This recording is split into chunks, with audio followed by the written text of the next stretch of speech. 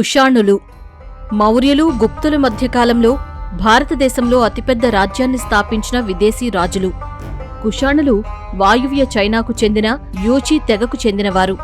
హూణులు తరిమివేయడంతో Bactria ప్రాంతానికి వచ్చి శకులను ఓడించి స్థిరపడ్డారు. ఆఫ్ఘనిస్తాన్ కేంద్రంగా రాజ్యాన్ని స్థాపించారు. కుషాణుల వంశస్థాపకుడు కుజాలకాడ్ బైసిన్. కుజాలకాడ్ బైసిన్ కుమారుడు వీమా కాడ్ పైసిస్. బంగారు నాణాలపై శివుడు, మహేశ్వర చిత్రాలు అతడు శైవ మతాన్ని స్వీకరించినట్లుగా తెలుపుతున్నాయి.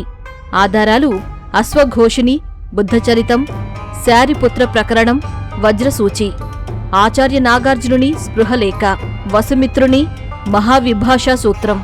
కుషాణులు దైవదత్తాధికార సిద్ధాంతాన్ని విశ్వసించారు.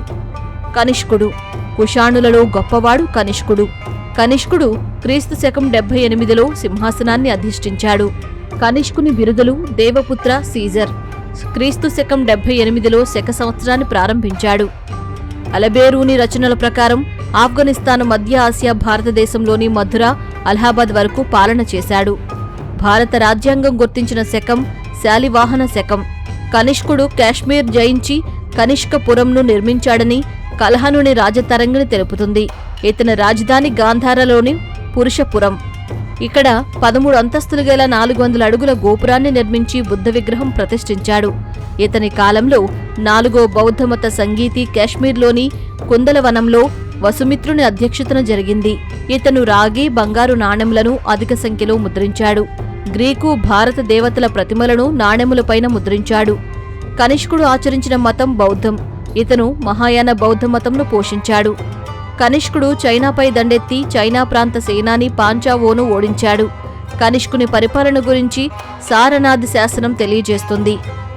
కనిష్కుని నాణేలు గోరఖ్పూర్లో లభించాయి. చైనా, టిబెట్, జపాన్ దేశాలకు కనిష్కుడు బౌద్ధమత ప్రచారకులను పంపాడు.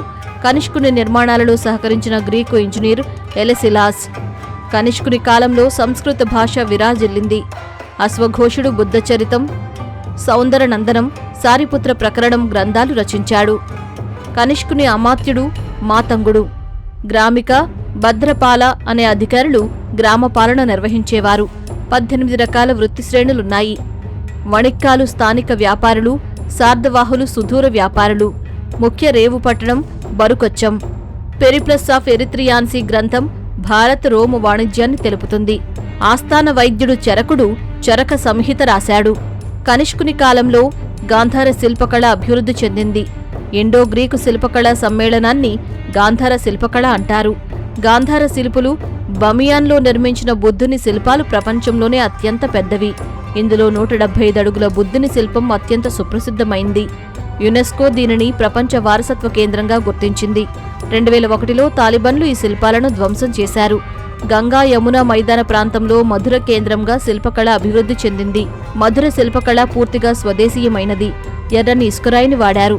గాంధార శిల్పులు శారీరక సౌందర్యానికి ప్రాధాన్యతనిస్తే మధుర శిల్పులు ఆధ్యాత్మికతకు ప్రాధాన్యతనిచ్చారు.